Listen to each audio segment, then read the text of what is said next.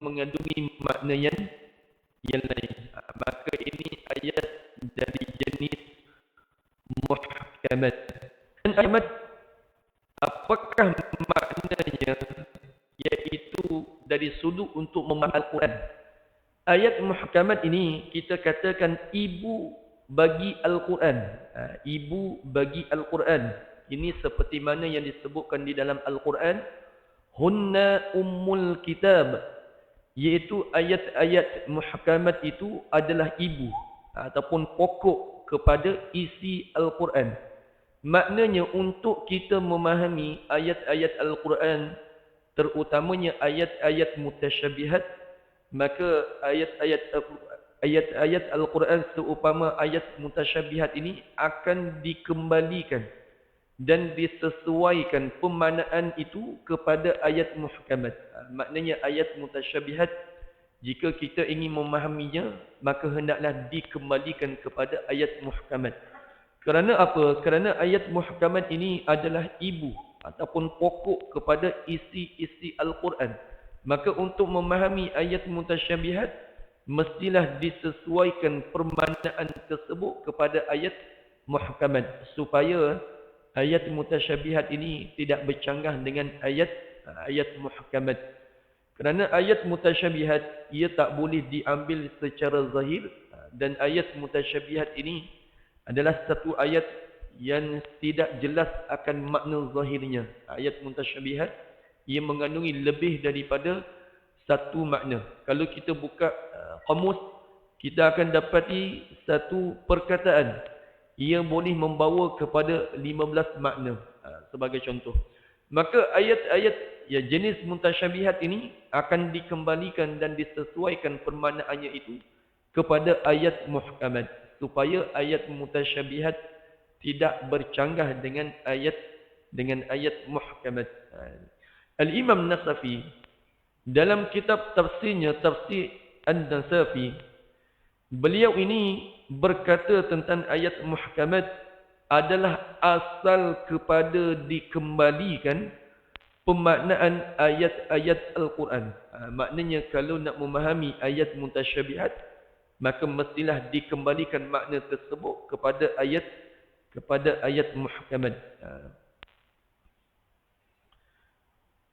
Dan ayat wahwa ma'akum aynama kuntum, pada awal yang kita bacakan tadi, ayat ini bukan daripada ayat jenis muhkamat, tetapi ayat ini adalah daripada jenis mutasyabihat. Maka makna ayat ini seperti yang kita sebutkan tadi, dan kita telah menyebutkan beberapa nama ulama yang menafsirkan ayat ini bukan dengan makna di mana sahaja kamu berada, Tuhan bersama dengan kamu, tidak. Ayat ini secara zahir, kalau diambil maknanya, yang ia bukan makna sebenar bagi ayat ini. Wa huwa ma'akum, dan dia bersama dengan kamu di mana sahaja kamu berada. Tidak, bukan dengan makna ini. Kerana ayat ini termasuk dalam ayat-ayat mutasyabihat. Maka kita telah menyebutkan tadi, ayat mutasyabihat untuk memahaminya, maka akan dikembalikan kepada ayat muhkamat. Ayat muhkamat seperti mana yang disebutkan oleh para ulama seperti Al-Imam Sufyan Ats-Tsauri. Sebelum kita masuk kepada apakah ayat muhkamat untuk difahami bagi ayat mutasyabihat ini, kita akan menyebutkan dahulu nukilan daripada Abu Hayyan Al-Andalusi dalam kitabnya Al-Bahr Al-Muhit, yang mana beliau ini berkata makna wahwa ma'akum aynama kuntum ay bi ilmi wal qudrah. Maka makna firman Allah Subhanahu wa taala wahwa ma'akum aynama kuntum, maknanya al-makna ilmuhu ma'akum, maknanya yang bersama dengan kalian itu adalah pengetahuan Allah Subhanahu wa taala ke atas kalian, tidak tersembunyi. Maka daripada perkataan Imam Sufyan Ats-Tsauri ini, beliau telah mengembalikan makna ayat mutasyabihat kepada ayat muhkamat. Ayat muhkamat yang menafsirkan ayat mutasyabihat bahawasanya yang bersama dengan kita itu bukan maknanya Allah.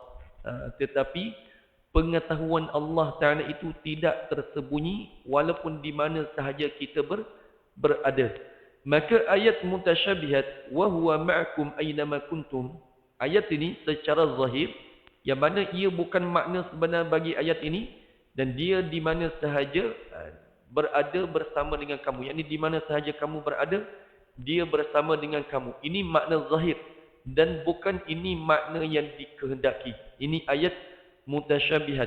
Maka untuk memahami ayat mutasyabihat seperti yang kita sebutkan tadi akan dikembalikan kepada ayat muhkamat, iaitu makna bagi ayat mutasyabihat untuk memahaminya akan dikembalikan kepada ayat muhkamat. Ayat muhkamat yang menafsirkan ayat mutasyabihat, iaitu wa huwa ma'akum aynama kuntum, itu adalah firman Allah Subhanahu wa taala, wa anna Allah qad ahata bikulli syai'in ilma. Maknanya ilmu Allah Subhanahu wa taala itu benar-benar meliputi segala sesuatu. Maka ini yang kita sebutkan tadi. Kaedah untuk memahami ayat mutasyabihat maka dikembalikan kepada ayat muhkamat, maka difahami bukan maknanya dan dia di mana sahaja kamu berada dia bersama dengan kamu, tidak, tetapi ada ayat muhkamat yang menerangkan bahawasanya ilmu Allah Subhanahu wa taala itu meliputi segala sesuatu. Kenapa kita tak boleh menafsirkan ayat mutasyabihat secara zahir? Kerana sekiranya diambil secara zahir, ia akan bercanggah dengan makna muhkamat, iaitu ayat wa huwa ma'akum aynama kuntum. Kalau diambil zahir bermakna Tuhan itu seumpama udara bersama dengan kita di mana sahaja kita berada. Dan ini bercanggah dengan akidah kita umat Islam yang kita meyakini Allah Subhanahu wa taala dalam pengajian sifat 20 ataupun sifat 13, mukhalafatuhu lil hawadith. Allah Ta'ala itu bersalahan dengan yang baharu. Maka jika Allah Ta'ala itu bertebaran seumpama udara di mana sahaja hamba ada, maka dia bersama dengannya, maka ini seolah-olah zahirnya Tuhan itu berada di mana-mana. Maka ini membawa kepada percanggahan dengan ayat muhkamat, iaitu laisa kamitslihi syai'. Allah Ta'ala tidak sama dengan sesuatu. Dalam akidah penting untuk kita tekankan tafsiran bagi ayat ini, kerana ada juga sebahagian yang memahami ayat ini dengan salah. Mereka memahami Tuhan itu berserta dengan makhluknya di mana sahaja makhluk itu berada. Maka kita kata ayat ini bercanggah dengan ayat muhkamat laisa kamitslihi syai'. Dan kita katakan dalam akidah kita meyakini Allah Subhanahu wa taala ada tanpa tempat. Ini adalah asas akidah. Kerana Allah Subhanahu wa taala dia bukan jisim. Ini penting untuk kita tekankan kepada masyarakat. Allah Ta'ala bukan jisim. Secara umumnya makhluk itu dia terbahagi kepada dua. Makhluk itu terbahagi kepada dua. Ada jenis makhluk yang kita boleh sentuh dengan tangan, seumpama kita lah. Maka kita ini adalah jisim yang kasar, iaitu makhluk yang boleh disentuh. Dan ada makhluk yang tidak boleh disentuh, seumpama cahaya. Cahaya ini adalah sesuatu yang kita tak boleh nak menyentuhnya. Kalau orang kata boleh ambil cahaya, kita tak boleh ambil cahaya. Melainkan kita ambil lampu suluh yang mengeluarkan cahaya boleh. Tapi semata-mata ambil cahaya yang ada pada tapak tangan kita ni, cahaya putih ni, untuk bawa keluar kita tak boleh. Kerana ada jenis makhluk yang boleh disentuh dan ada jenis makhluk yang kita tak boleh nak sentuh. Adapun Allah, dia bukan jisim. Adapun makna tempat adalah satu ruang kosong yang diisi oleh jisim. Contohnya saya duduk di atas kerusi. Maka kerusi ini pada awalnya ia ada tempat. Sekarang ini sudah tak ada tempat. Kerana apa? Kerana ia sudah dipenuhi oleh jisim saya. Maka itu makna memiliki ataupun mengambil tempat. Adapun Allah, kita tidak mengatakan dia mengambil tempat ataupun bertempat, kerana Allah dia bukan jisim dan dia ada tanpa tempat. Maka tidak boleh kita meyakini makna ayat wa huwa ma'akum aynama kuntum dengan makna Tuhan itu berada di mana-mana, yang kerana pertama bercanggah dengan ayat muhkamat dan bercanggah dengan akidah kita sebagai umat Islam. Wajib kita meyakini Allah Subhanahu wa taala dia ada tanpa tempat. Maka perkataan Imam Sufyan As-Tsauri tadi kita habiskan. Imam Sufyan As-Tsauri berkata, makna bagi wa huwa ma'akum aynama kuntum ai bi ilmi wal qudrah, iaitu pengetahuan Allah Subhanahu wa taala meliputi segala sesuatu dan Allah Ta'ala maha berkuasa ke atas segala sesuatu. Kemudian beliau berkata, wa hadhihi al-ayatun ajma'atil ummatu ala hadha ta'wili fiha. Dan ayat ini sepakat ulama ke atas pentakwilan ini, ke atasnya. Maknanya ulama bersepakat tidak boleh memahami ayat ini dengan makna zahir, tetapi ayat ini mesti ditakwil akan maknanya, iaitu ayat ini bukan maknanya zahir, tetapi ada makna yang layak bagi Allah Subhanahu wa taala. Bukan maknanya Tuhan itu berada di mana-mana, kerana ini membawa kepada makna yang tak layak bagi Allah. Kerana apa? Kerana satu menyamakan Allah dengan makhluk seumpama udara yang tersebar di mana-mana, dan ini membawa kepada Tuhan itu mungkin akan ada di tempat yang menjijikkan, kerana berkeyakinan berada di mana-mana. Seumpama kita yang berada di tandas, dan bila kita menyebutkan tentang dua malaikat Raqib dan Atid, malaikat Raqib dan Atid ini mereka akan ada bersama dengan kita di mana-mana sahaja kita berada, melainkan apa yang kita pernah sebut, melainkan dua keadaan, iaitu apabila seseorang berada di tandas. Dua malaikat Raqib ini mereka tak ada bersama dengan kita apabila kita qada hajat. Mereka akan berada di luar. Dan juga apabila seorang suami dia ingin bersama dengan isterinya, juga dua malaikat ini tidak akan ada bersama dengan kita. Mereka akan berada di luar. Maka sekiranya ayat wa huwa ma'akum aynama kuntum diambil secara zahir, maka ini akan membawa makna Tuhan bersama dengan kita walaupun kita sedang jima. Maka bukan itu maknanya, tetapi adalah ilmu Allah Subhanahu wa taala. Maka beliau berkata lagi, iaitu perkataan yang dinukilkan oleh Abu Hayyan Al-Andalusi, wa annaha la tuhmalu ala zahiriha min al-ma'iyyati bidzat, dan bahawa sesungguhnya tidak boleh ditafsirkan makna ayat ini secara zahir dengan makna kebersamaan itu dengan zat. Maknanya itu juga ulama telah bersepakat untuk tidak mengambil zahir, kerana sekiranya diambil zahir, maknanya Tuhan itu bersama dengan kita seperti sekarang ini kita sedang bersama. Tidak. Maka ayat wa huwa ma'akum aynama kuntum ini dia sama juga dengan satu firman Allah Subhanahu wa taala yang kita tak boleh ambil secara zahir, iaitu ayat tentang peristiwa hijrah. Dalam peristiwa hijrah ini, apabila Nabi sallallahu alaihi wasallam bersama dengan Sayyidina Abu Bakar dalam gua ni, kan Nabi kata innallaha ma'ana di sini bukan dengan maknanya Tuhan yang ketiga bersama dengan kita. Innallaha ma'ana bukan maknanya Allah Ta'ala bersama dengan kita, tapi bila kita dengar pun kita faham. Yang ingin dimaksudkan itu adalah Allah Ta'ala membantu hamba-hambanya.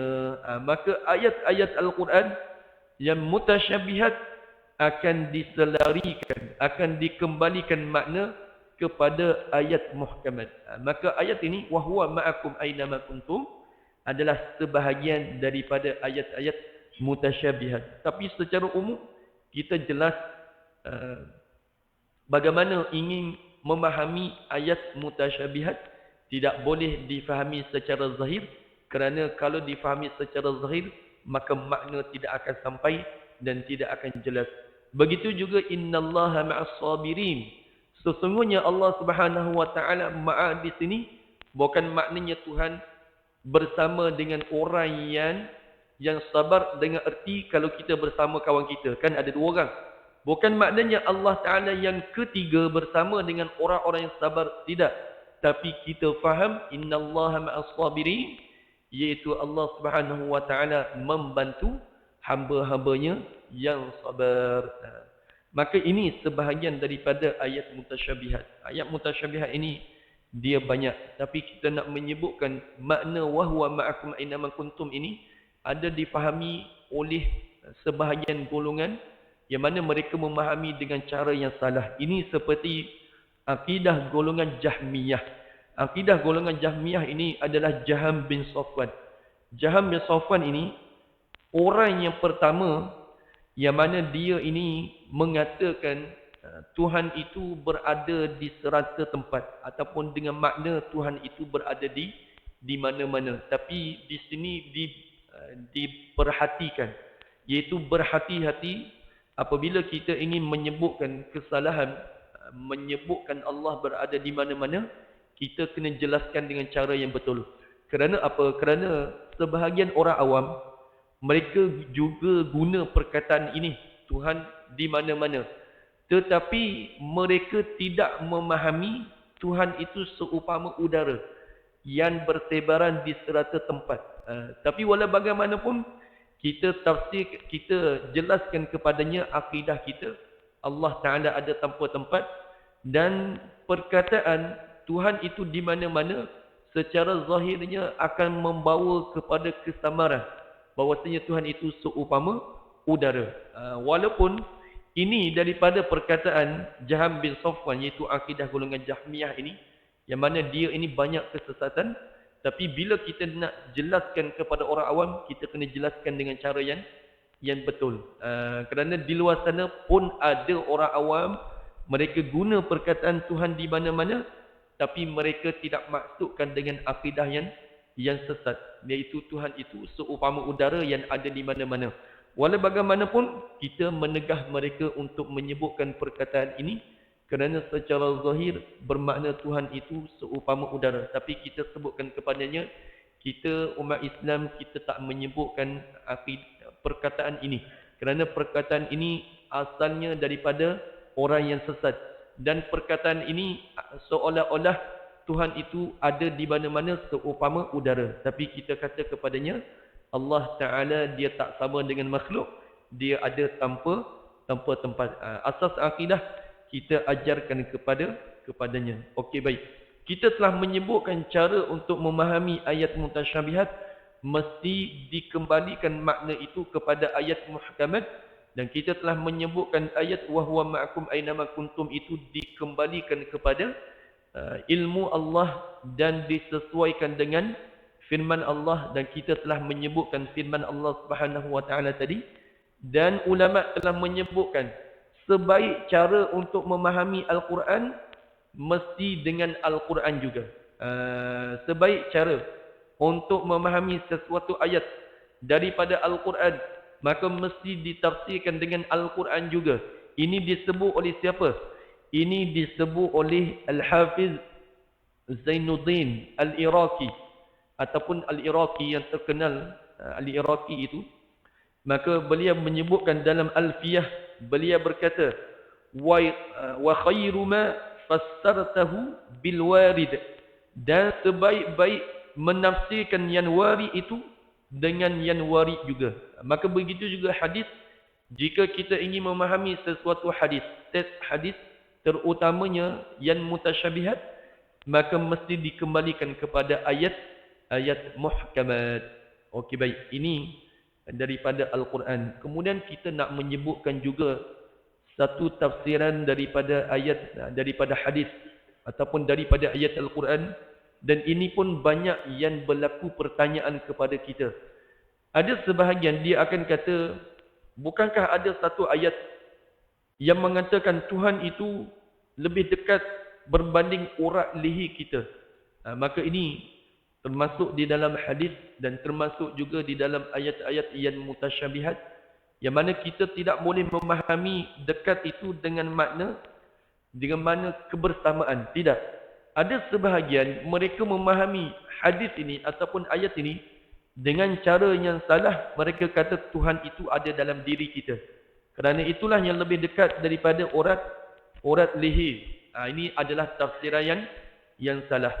Sebelum itu kita nak menyebutkan satu hadis Nabi SAW yang berbunyi, Irba'u ala anfusikum fa innakum la tad'una asamma wala ghaiban wa innama tad'una sami'an qariba. Dalam hadis ini Nabi SAW bersabda, dan janganlah kamu memaksa diri kamu untuk mengeraskan suara, kerana kamu bukanlah berdoa kepada Tuhan yang tuli dan tidak mengetahui. Tidak, sesungguhnya kamu berdoa kepada Zat yang Maha mendengar lagi mengetahui. Hadis ini yang kita sebutkan ini, Nabi SAW bersabda, dan janganlah kamu mengeraskan suara. Makna hadis ini bukan maknanya kita tidak boleh untuk menguatkan suara sekadar dengan suara sederhana, itu boleh. Contoh kita zikir la ilaha illallah, la ilaha illallah, ini boleh. Tetapi yang dimaksudkan dengan hadis ini, janganlah kamu mengeraskan suara ni, iaitu dengan mengeraskan suara dengan melampau, seolah-olah keluar nak detak la ilaha, contohlah. Maka hadis ini mengandungi dalil boleh berzikir beramai-ramai dan boleh untuk mengeluarkan suara dengan kadar yang sedikitlah, tapi bukan dengan maknanya terlalu mengeraskan suara sekira-kira melampau dalam mengeraskan suara. Dan hadis ini Nabi SAW tegur. Nabi kata kamu jangan mengeraskan suara, iaitu dengan kadar melampau. Dan Nabi menyebutkan dalam hadis ini ada perkataan ghaib, irba'u ala anfusikum. Kamu jangan memaksa diri kamu untuk mengeraskan suara. Fa innakum la tad'u asama wala ghaiban. Kerana kamu bukanlah berdoa kepada zat yang ghaib. Yang ini dalam hadis ini ada perkataan ghaib. Ghaib di sini bukan makna Allah Ta'ala ada, tapi ada dalam alam ghaib. Tidak. Dan juga bukan dengan makna Tuhan ada dengan kita, tapi dia ghaib daripada pandangan kita. Tidak. Bukan dengan makna itu. Kamu tidak berdoa kepada Tuhan yang wala ghaiban. Itu yang tidak ghaib di sini. Bukan makna dengan dua makna tadi. Bukan dengan makna Tuhan ada dalam ghaib, dalam alam ghaib. Ataupun Tuhan ada dengan kita, tapi kita tak melihatnya kerana dia ghaib. Itu bukan dengan makna itu. Tapi wala ghaiban di sini dengan makna kamu tidak berdoa kepada sesuatu yang tidak mengetahui. Tidak. Tetapi kamu bermohon kepada Tuhan yang Maha mengetahui. Itu dari sudut ilmu Allah Subhanahu wa ta'ala. Kerana kita tak boleh meyakini Tuhan itu seumpama malaikat dan jin ada di dalam alam ghaib. Tidak. Bukan dengan makna sedemikian. Dan bukan juga dengan makna bukan alam jin, tapi alam lain, yang mana jin dan manusia tidak boleh melihat Tuhan, yang mana Tuhan ada di sekeliling mereka. Itu bukan dengan makna itu juga, tapi dengan makna pengetahuan Allah Subhanahu wa ta'ala itu meliputi segala sesuatu. Dan dalam hadis ini Nabi juga menyebutkan qarib, iaitu dengan makna dekat. Dekat ini dia ada dua makna. Ada dekat dari sudut jarak dan ada dekat dari sudut makna.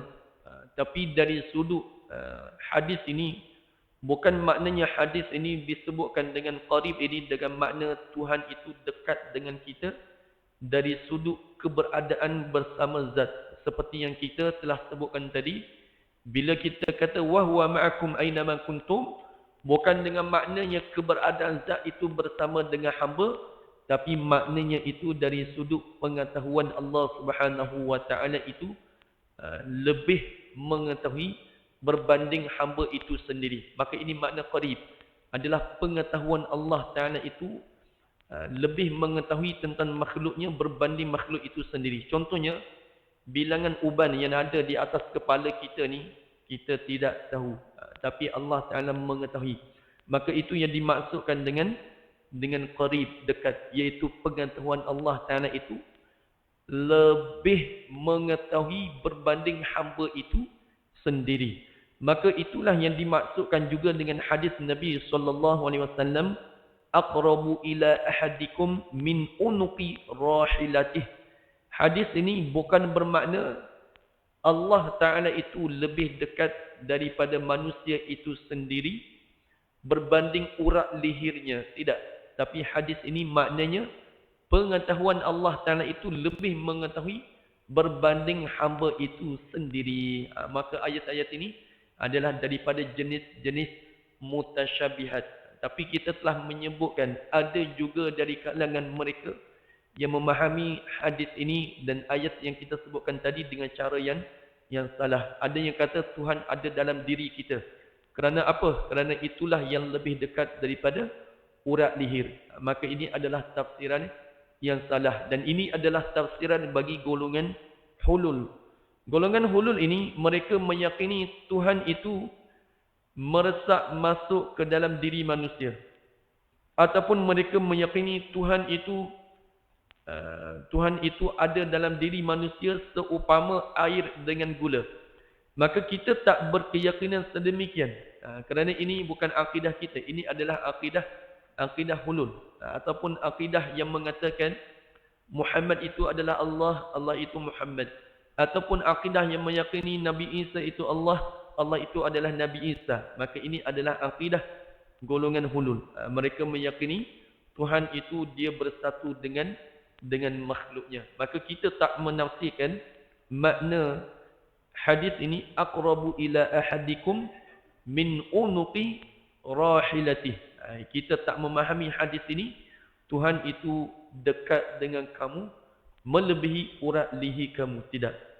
Dan ada juga sebahagian ulama ni mereka menafsirkan makna ayat ini perintah Allah itu lebih dekat daripada perintah urat leher ini, daripada urat leher ini yang menghidupkan seseorang. Kan kita ni hidup ni urat leher lah kita kata yang hampir dengan kita menghidupkan kita. Tak begitu. Kalau kita nak sembelih binatang pun urat itulah yang kita urat penampasan itulah yang kita potong. Maka sebahagian ulama kata perintah Allah untuk menghidupkan berbanding urat leher ni yang maklum bagi kita nafas kita ni, maka itu lebih cepat.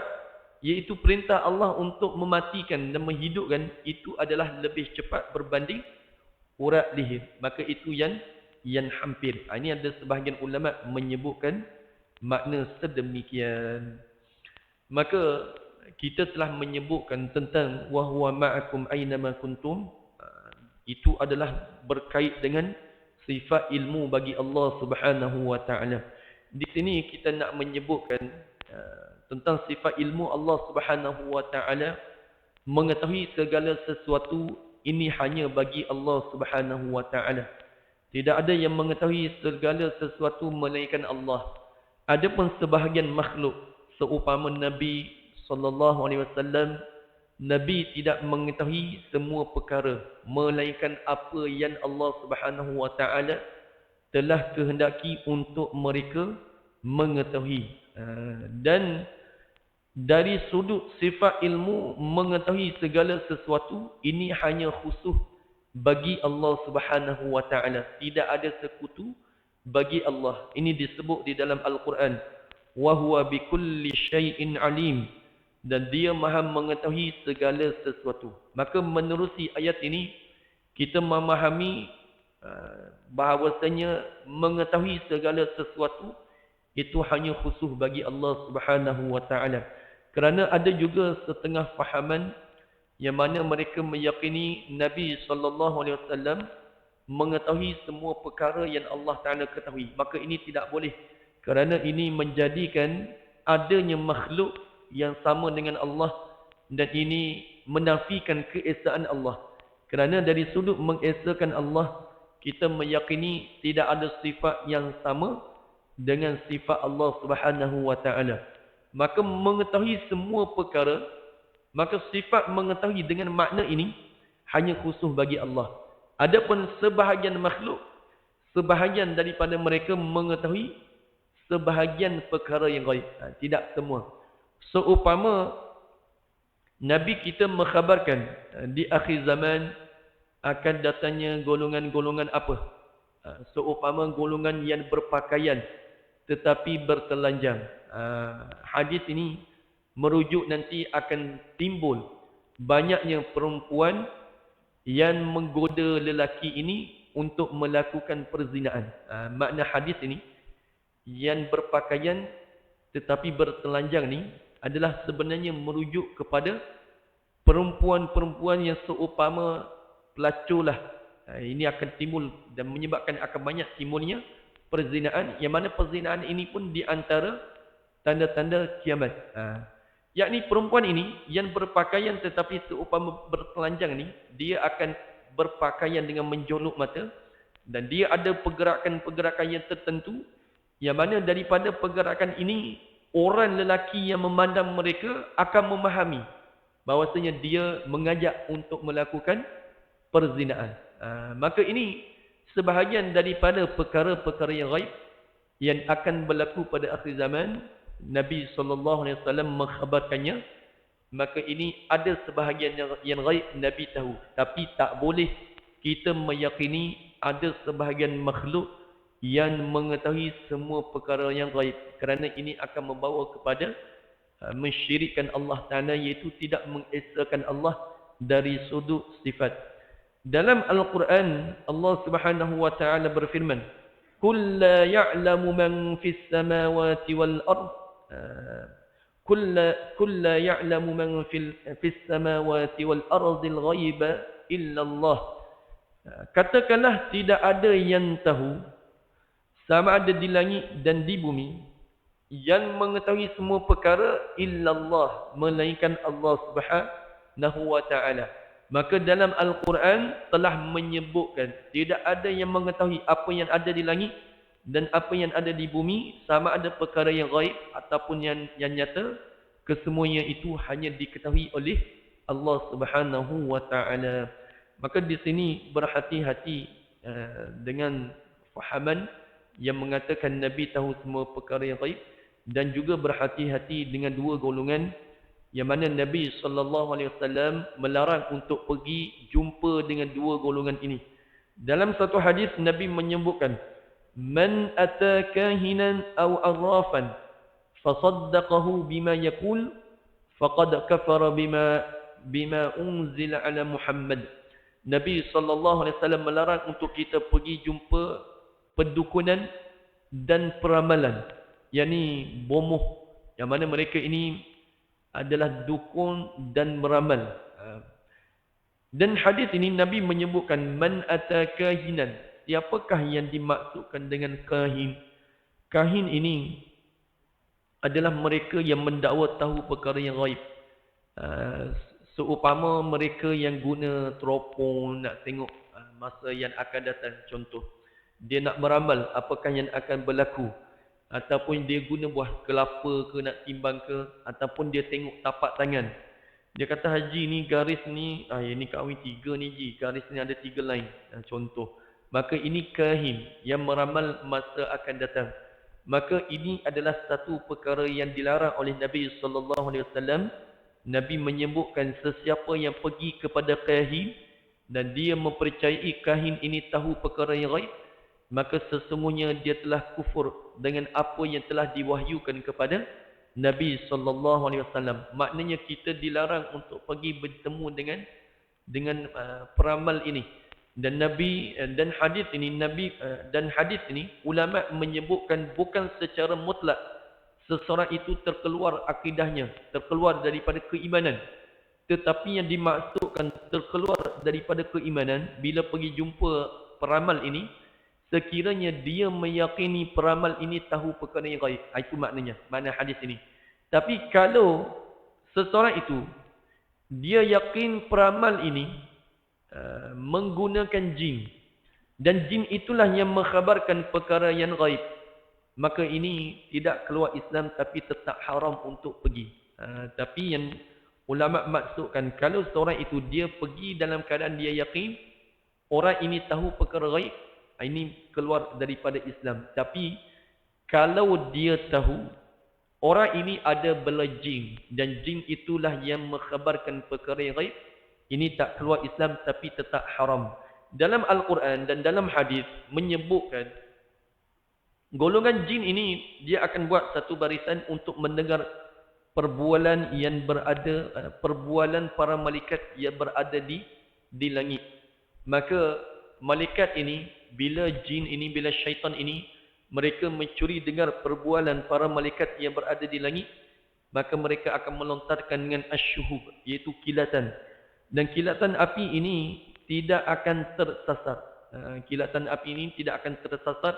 Ia akan kena kepada syaitan yang cuba mendengar, mencuri dengar perbualan para malaikat. Dan mereka ini sama ada mati ataupun cedera parah. Dan ini disebut di dalam Al-Quran yang kita selalu bacalah dalam surah Al-Mulk. Walaqad zayyana allazi, apa ayat itu saya tak ingat ayat yang tersebut. Walaqad zayyana as-samaa'a ad-dunya bimasabiha wa ja'alnaha rujuman lisyayatin. Maka rujum itu, rejaman itu adalah yang dilontar oleh malaikat kepada syaitan yang mencuri dengar perbualan para malaikat. Walaqad zayyana as-samaa'a ad-dunya, iaitu langit yang hampir dengan bumi. Langit yang hampir dengan bumi itu, maka syaitan ini akan mencuri dengar perbualan malaikat, maka malaikat akan melontarkan. Maka jin yang sempat dengar perbualan para malaikat ini, dia akan khabarkan kepada bomoh-bomoh. Dan sebelum dia khabarkan kepada bomoh-bomoh, dia akan masukkan 100 pendustaan. 100 pendustaan, maka yang tepat satu itu adalah apa yang didengar oleh syaitan. Maka ayat yang tadi ditafsirkan, walaqad zayyana as-samaa'a ad-dunya bimasabiha wa ja'alnaha rujuman lisyayatin. Maka ini difahami daripada hadis Nabi. Difahami daripada hadis Nabi, Nabi pernah mengkhabarkan syaitan itu mencuri perbualan para malaikat. Maka jangan kita mempercayai bomoh ini, kerana sebahagian orang Melayu dia sangat suka pergi jumpa bomoh, tanya-tanya benda yang seumpama ini. Maka jangan kita mempercayai apa yang mereka katakan. Dia sebahagian dia percaya, kata bomoh yang sihir kamu adalah jiran kamu, dan ada yang percaya yang sihir kamu adalah ibu dan ayah kamu. Dia tak suka kamu kahwin dengan isteri kamu. Kalau mak bapak kita tak suka dah, kenapa dia bagi kahwin dengan isteri kita? Tapi ada sebahagian yang dia mempercayai bomoh lebih daripada dia mempercayai ibunda ayahnya, lalu berpisah di antara kedua mereka. Dan Nabi SAW menyebutkan, dan Arraf ini adalah sebahagian manusia kalau hilang barang, dia pergi jumpa dengan bomoh jenis Arraf ini. Contohnya motosikal hilang, kemudian dia pun pergi jumpa, seperti jumpa dengan nujum 4 belalam itu. Maka ini termasuk di antara perkara yang membatalkan akidah, sekiranya dia meyakini nujum 4 belalang itu mengetahui perkara yang gaib. Tapi kalau dia tidak meyakini perkara yang seumpama itu, dia tahu nujum 4 belalang ni contohnya bela jin, maka jin inilah yang bertanya kepada kawan-kawan dia. Contohnya jin ini dia jadi detektif corner kan, contohnya dia pergi tanya kawan dia, kau dah jumpa tak motosikal ni berada di mana? Kemudian dia pergi tanya kawan-kawan jin, yakni jin ini yang mencari di mana motosikal dia yang hilang. Maka dalam keadaan ini dia tidak keluar daripada Islam, tapi tetap haram untuk pergi jumpa bomoh dukun yang menggunakan jin ini tetap haram. Tapi hadis yang kita bacakan tadi, man ataka hinan aw arafan fasaddaqahu bima yaqul faqad kafara bima unzila ala Muhammad, maka hadis ini bukan secara mutlak orang yang jumpa bomoh keluar daripada Islam, tidak. Tapi ada perincian yang telah disebutkan oleh ulama. Kalau dia pergi dalam keadaan dia yakin bomoh-bomoh tahu perkara yang gaib, ini keluar daripada Islam. Tapi kalau dia pergi dalam keadaan dia tahu bomoh ini berjin, jin inilah yang bantu cari mana motor dia hilang, dalam keadaan ini tidak keluar Islam, tapi tetap haram untuk menggunakan perkhidmatan jin ini. Maka insya-Allah pada pagi ini kita telah habis menyebutkan tafsir bagi ayat mutasyabihat, dan kita telah menyebutkan bagaimana untuk memahami ayat muhkamat dan ayat mutasyabihat, dan kita juga telah menjelaskan sifat ilmu bagi Allah Subhanahu wa taala, sama ada yang gaib ataupun yang tidak gaib, semua perkara itu hanya diketahui oleh Allah Subhanahu wa taala dan tidak ada sekutu bagi sifat ilmu Allah Subhanahu wa taala ini. Dan kita juga telah memberi peringatan kepada jemaah supaya berhati-hati jangan menggunakan perkhidmatan jin, perdukunan, peramalan, kerana ini telah dilarang oleh hadis Nabi sallallahu alaihi wasallam. Tapi kita amat sedih kan, sebahagian masih berlaku lagi dan ada yang mempercayai kata bomoh ini, dan ini menyebabkan pergaduhan di antara jiran, di antara adik-beradik. Maka kita jangan berpegang dengan apa yang dikatakan oleh bomoh. Kita kata tidak ada yang tahu perkara yang gaib melainkan Allah Subhanahu wa taala. Tapi kita pernah dengar tentang kasyaf. Sebahagian waliullah yang Allah taala mengurniakan kepada mereka kasyaf. Ini tidak termasuk, tapi bomoh kalau betul dia dapat kasyaf sekalipun, dia tidak akan menyebutkan perkataan yang boleh menimbulkan permusuhan di antara dua orang yang beriman. Kerana ini adalah kerja syaitan, maka seorang yang benar dia tak akan mengambil kerja syaitan yang menyebabkan timbulnya permusuhan di antara dua umat Islam. Ini tak akan mereka lakukan. Maka orang yang dia berkecimpung dalam perubatan Islam, maka yang benar-benar dia tak akan menukilkan perkataan yang akan menimbulkan permusuhan di antara dua umat Islam, apatah lagi di antara adik-beradik dan di antara ibu bapa dengan anak. Maka ini jelas mereka ini bukan dari golongan yang benar. Kerana kita umat Islam dilarang untuk mengandu domba. Mengandu domba ni yang kita pernah belajar, yang kita sebut menukilkan dua perkataan yang menyebabkan timbulnya permusuhan di antara umat Islam. Maka insya-Allah sampai sini 45 minit bolehlah kuliah kita subuh. Maka kita tahlil 3 kali dan kita selawat ke atas Nabi sallallahu alaihi wasallam 3 kali. La ilaha illallah, la ilaha illallah, la ilaha. Allahumma salli ala sayyidina Muhammad wa ala ali sayyidina Muhammad. Allahumma salli. Assalamualaikum warahmatullahi wabarakatuh.